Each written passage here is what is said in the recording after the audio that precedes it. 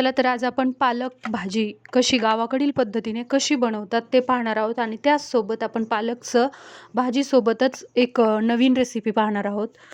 तर चला तर मग आपण व्हिडिओला सुरुवात करूया। तर इथं मी उकळीमध्ये लसूण बारीक करून घेतला आहे आणि ही पालकची भाजी मी धुण्याच्या अगोदरच ते चिरायच्या अगोदरच धुवून घेतलेली आहे, कारण धुतल्यानंतर आपण चिरून घेतल्यानंतर धुतली तर त्याच्यातले सगळे जीवनसत्व निघून जातील, म्हणून आपण अगोदर धुवून घेऊन नंतर चिरून घेतली आहे।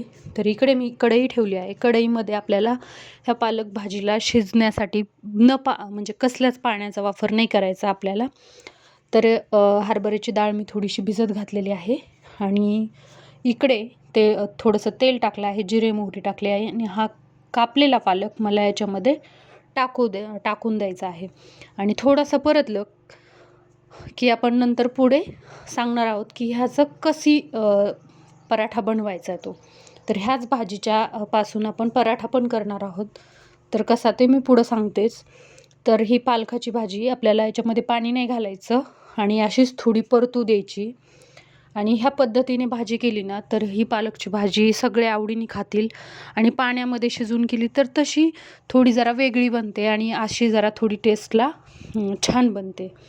तर ही अशा पद्धतीने आता आपण हे सगळं ह्याला आपोआप पाणी सुटतं, ह्याच्यामध्ये पाणी कसलंच घालायचं नाही। बघू शकताय तुम्ही, याला आपोआप म्हणजे तेलाने आणि ते आपण मीठ वगैरे टाकतो त्याने पाणी सुटतं आणि याच्यातलाच थोडासा पालक मी आता मिक्सरमध्ये हे करून घेणार आहे। त्याच्यामध्ये मी लसूण, एक मिरचीचा तुकडा आणि थोडेसे जिरे आणि मीठ एवढं टाकलं आहे आणि आता हे मी असं बारीक करून घेणार आहे।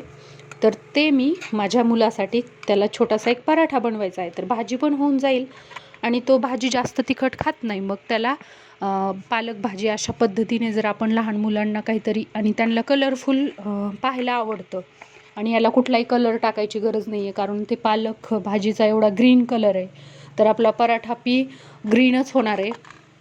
तर इकडे बघू शकता याच्यामध्ये आपल्याला जास्त पाणी नाही लागत, त्याच्यामध्येच होऊन जातं। वाटलंच तर थोडं पाणी घालून ह्यामध्ये मी फक्त कणिकच वापरली आहे, याच्यामध्ये डाळीचं ज्वारीचं पीठ वापरू शकतात तुम्ही, पण त्याला असा म्हणजे चपातीसारखाच आवडतो, तर मी तसा बनवणार आहे।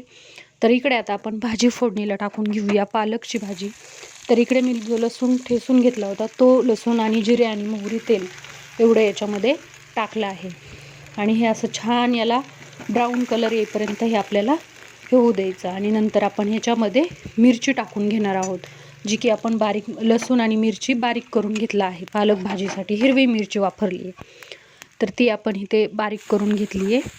तर बघू शकता मी ही सुद्धा छान अशी परतू दिली आहे आणि मग नंतर ना आपल्याला ह्याच्यामध्ये पालकची भाजी टाकायची आहे।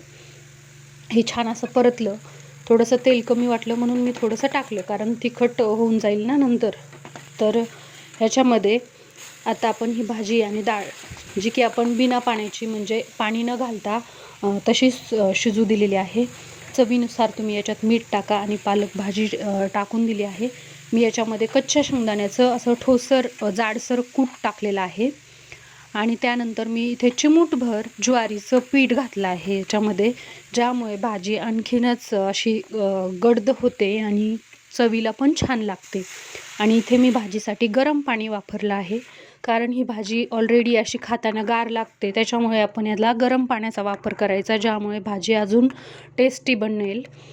तर बघू शकताय तुम्ही, भाजी ही खायला खूपच छान लागते आणि अशी थोडी पातळ भाजी बनवली तर तुम्ही भाकरीसोबतसुद्धा खाऊ शकता। कोणाला घट आवडत असेल अशी तर तशी पण करू शकता। तर इकडे आता मी पराठा करून घेत आहे, तर असा गोल उंडा मी इथे करून घेतला आहे आणि त्याच्यावर आपण सेम जशी आपण चपाती करतो सेम तसंच करायचं आहे।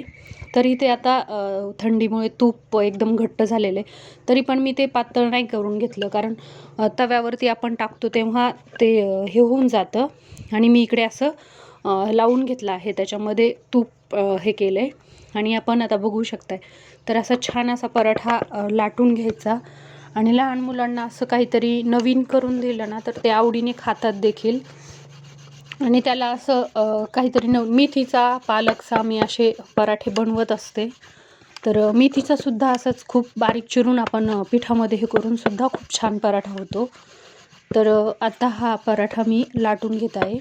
काही नाही, आपण नॉर्मल जशी चपाती करतो त्याच्यामध्ये फक्त आपल्याला थोडासा पालक कट करून थोडासा वाफवून घ्यायचा आहे आणि बारीक करून तुम्ही तर बघितलंच आहे तसंच करायचं आहे. आणि ते असं रोज रोज चपाती खायला कंटाळा करतात ना, मग नवीन काहीतरी त्यांना पण हे होऊन जातं. आणि भाजी तर अशी पण पालकची बनवायचीच होती, मग त्यातून फक्त मला थोडा बारीक करण्यासाठी 5 मिनिट वेळ जास्तीचा लागला. आणि बघू शकताय आता मी इथे तव्यावरती थोडंसं तूप टाकलं आहे आणि हा गरम गरम खायला एवढा टेस्टी लागतो ना हा पराठा.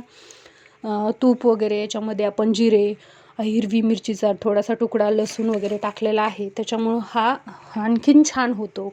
आणि ज्यांना कोणाला तिखट आवडत असेल तर त्यांनी तिखट जास्ती टाकावं. हा जास्ती तिखट खात नाही म्हणून मी छोटी अर्धी मिरचीच टाकलेली आहे याच्यामध्ये.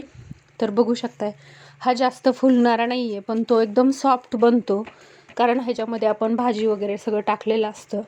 त्याच्यामुळे फुगण्याचं नाही, आपण याला फक्त व्यवस्थित हे करून घ्यायचं. तर बघू शकता याचा आकार तर खायला आणि कलरलासुद्धा किती छान असा कलर तर ह्याचा एकदम ग्रीन, जसं काय याच्यामध्ये कलर टाकलेला आहे. तर असा पराठा केल्यानंतर लहान मुलांना असं नवीन काहीतरी त्यांच्या डब्यामध्ये सुद्धा छान वाटतं. तर आणखी जास्त तुम्हाला जर आणखी पालक वापरायचा असेल तर तुम्ही आणखी टाकू शकता, पण मला त्याच्यासाठी थोडंसंच बनवायचं होतं म्हणून मी हे बघा ह्याचा आता हा व्यवस्थित छान असा हे झाला आहे. तर बघू शकताय आणि मऊ लुसलुशीत हा असा पराठा झालेला आहे. तर मी असे माझे 2 ते 3 पराठे ह्या पिठातून झाले होते आणि त्यानेसुद्धा आवडीने खाल्ला तो पराठा. त्याला मी दिला, त्याच्या टिफिनमध्ये सुद्धा दिला. तर असं नवनवीन काहीतरी आणि आपल्याला करायचंच असते ना, त्याच्यामुळे वेळात वेळ काढून होऊन पण जातं. तर व्हिडिओ आवडल्यास चॅनलला सबस्क्राईब करा, लाईक करा, कमेंट करा. धन्यवाद.